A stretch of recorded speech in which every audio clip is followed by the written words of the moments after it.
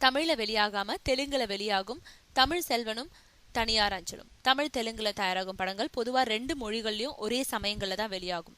இயக்குனர் கௌதம் வாசுதேவ மேனன் தயாரிப்புல தமிழ்ல தமிழ் செல்வனும் தனியார் அஞ்சலும்ன்ற பெயர்லயும் தெலுங்குல கொரியர் பாய் கல்யாண்ன்ற பெயர்லயும் ஒரே சமயத்துல தயாரான இந்த படங்கள்ல தெலுங்கு படம் மட்டுமே இன்னைக்கு வெளியாகுது. ஆனா தமிழ் செல்வனும் தனியார் அஞ்சலும் படத்தை எப்போ வெளியிட போறாங்கன்னு இது வரைக்கும் அறிவிக்கல. ஒரு மொழியில முதல்ல வெளியிட்டு அந்த படம் சரியான வரவேற்பை பெறலனா 2வது மொழியில தயாரான அந்த படத்தோட வியாபாரம் ரிசல்ட்டுமும் கொஞ்சம் பாதிக்கப்படும். அதே சமயம் வெற்றி அடைஞ்சிட்டா அது கூடுதல் பலத்தை கொடுத்துரும்.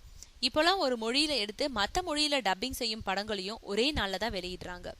அதுக்கு பாகுபலி, ஸ்ரீமந்துடு ஆகிய தெலுங்கு படங்களையும் பாயும் புலி ஆகிய தமிழ் படங்களையும் சமீபத்திய உதாரணமா சொல்லலாம்.